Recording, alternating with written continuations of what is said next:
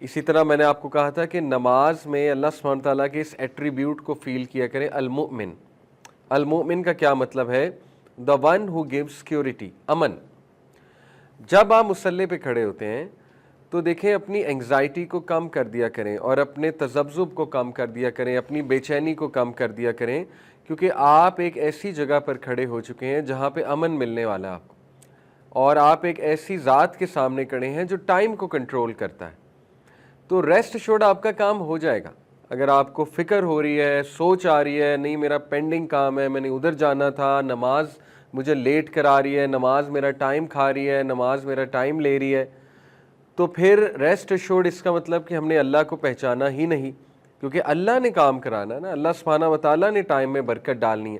تو یہ سوچ کر جب آپ نماز میں کھڑے ہوں گے تو انشاءاللہ نماز میں خود بخود سکون آ جائے گا، پھر آپ سجدہ بھی لمبا کریں گے، رکوع بھی اچھے سے کریں گے، کیونکہ آپ کو پتہ ہے کہ اللہ تعالیٰ نے میرا کام انشاءاللہ تعالیٰ وہ کرا دینا ہے، ٹھیک ہے۔ تو یہ جو اللہ کا ایٹریبیوٹ ہے وچ از المؤمن، کہ میں المؤمن کے سامنے کھڑا ہوں جو مجھے امن دے گا، مجھے سیکیورٹی دے گا، میری حفاظت کرے گا، ٹھیک ہے۔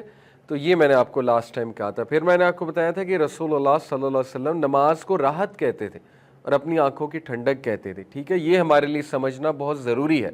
پروفیٹ صلی اللہ علیہ وسلم حضرت بلال کو کہتے تھے کہ اقامت کہیے، لیٹ اس ہیو ریلیف، ہمیں راحت ملے، تاکہ آپ اقامت کہیے، ہم نماز پڑھتے ہیں ہمیں راحت ملے گی۔ تو یہ بڑا زبردست کانسیپٹ ہے۔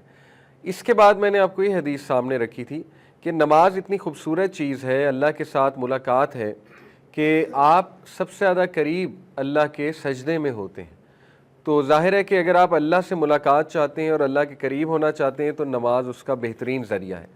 اور پھر ہم نے یہ آیت دیکھی جس میں نے آپ کو نماز کا پرپس بتایا کہ نبی یہ اللہ سبحانہ تعالیٰ قرآن مجید میں سورہ طہ ورس 14 میں کہتے ہیں موسیٰ علیہ السلام کو کہ اے موسیٰ، انڈیڈ آئی ایم اللہ، اننی انا اللہ، میں اللہ ہوں، لا الہ الا انا فاعبدنی، دیر از نو ڈائٹی ایکسیپٹ می سو ورشپ می، وَأَقِمِ الصَّلَاةِ لِذِکْرِی، اور موسیٰ نماز قائم کرو کس لیے؟ میری یاد کے لیے، میرے ذکر کے لیے۔ تو دیکھیں نماز کا پرائمری مقصد ہے اللہ کی یاد قائم کرنا، اللہ کا ذکر کرنا، ٹھیک ہے۔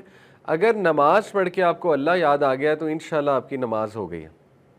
باقی نماز اگر پرائمری مقصد یہ ہے پڑھنے کا کہ کوئی کام ہو جائے، کوئی دعا قبول ہو جائے یا کوئی چیز مل جائے، تو وہ کوئی برائی اس میں نہیں ہے سچ، کیونکہ نبی صلی اللہ علیہ وسلم کو بھی جب کوئی مشکل آتی تھی نماز پڑھا کرتے تھے، جب دعا کرنی ہوتی تھی نماز پڑھا کرتے تھے۔ لیکن وہ پرائمری مقصد اگر ہوگا تو خدا نہ خواستہ اگر وہ چیز آپ کو نہ ملی نماز پڑھ کے تو پھر آپ کہیں گے نماز پڑھنے کا فائدہ ہی کیا۔ اور بہت سے لوگ یہ کہتے ہیں، بہت سے لوگ ایگزامز آتے ہیں نماز شروع ہو جاتے ہیں، ایگزامز نہیں پاس ہوتے، کہتے ہیں نمازوں کا کیا فائدہ۔ اسی طرح بہت سے لوگ نے کوئی ایڈمیشن کہیں لینا ہوتا ہے، نمازیں پڑھنا شروع کر دیتے ہیں، ایڈمیشن نہیں ہوتا ہے، کہتے ہیں لو جی نمازوں کا کوئی فائدہ نہیں، ٹھیک ہے۔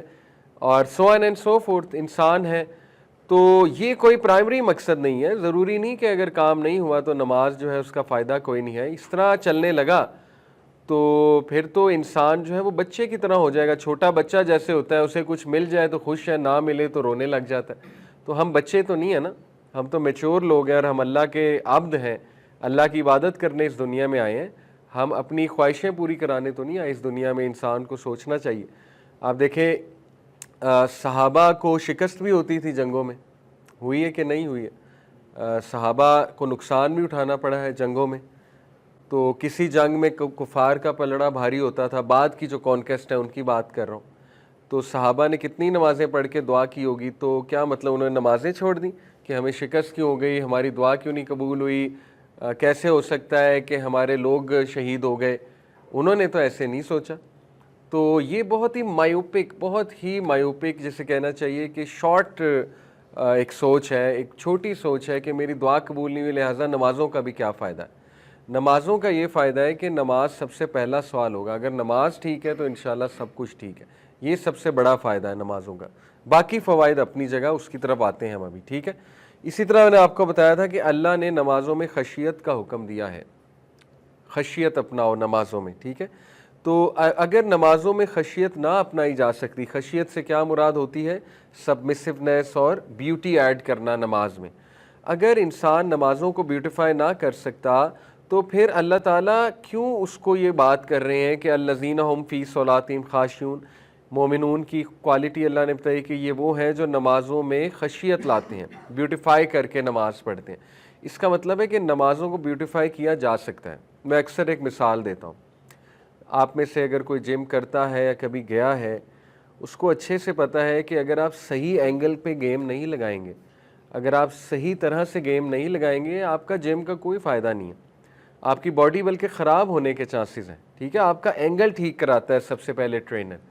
اسی طرح نماز میں آپ کی حرکات و سکنات ہی ٹھیک نہیں ہوں گی، آپ کا رکوع ہی یوں ہے۔ وہ میں نے لاسٹ ٹائم کہا تھا، نوجوانوں کو پتہ نہیں کیا ہو گیا ہے، ان کی کمر ہی سیدھی نہیں ہوتی۔ ابھی جوانی میں ہی کمر کے مسئلے آ گئے ہیں، مطلب کمر سیدھی ہونی چاہیے رکوع میں، ٹھیک ہے، اسٹریٹ ہونی چاہیے۔ آپ اللہ کے سامنے کھڑے ہیں، اور آپ جب قیام پہ کھڑے ہیں تو آپ ذرا خوبصورتی لائیں اپنے قیام میں، ٹھیک ہے نا، مطلب سر جھکا ہونا چاہیے، آپ رب العالمین کے سامنے کھڑے ہیں۔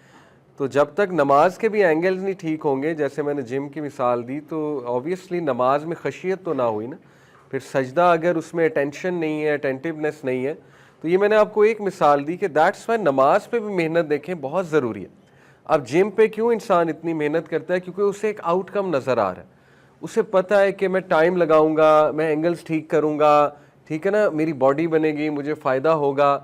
اسی طرح نماز پہ جو ٹائم لگائے گا، نماز میں بیوٹی ایڈ کرے گا، اپنے تھاٹس کو کنٹرول کرے گا، ٹھیک ہے نا، اپنے وسوسوں کو کنٹرول کرنا سیکھیں گے، اور نماز کی ٹرانسلیشن مائنڈ میں لا کر اللہ تعالیٰ کے سامنے کھڑے ہو کے باتیں کریں گے وغیرہ وغیرہ، تو ہو ہی نہیں سکتا نماز انہیں فائدہ نہ دے، اور انہیں نظر آنے لگے گا نماز کا جو فائدہ ہے۔ نبی صلی اللہ علیہ وسلم نے ایک مثال پیش کی صحابہ کو کہ اگر ایک انسان کے گھر کے باہر ایک سٹریم آف واٹر ہے اور اس میں 5 ٹائمز ڈبکی مارے تو کیا اس پر کوئی ڈرٹ رہے گی؟ تو صحابہ نے کہا آبویسلی نہیں۔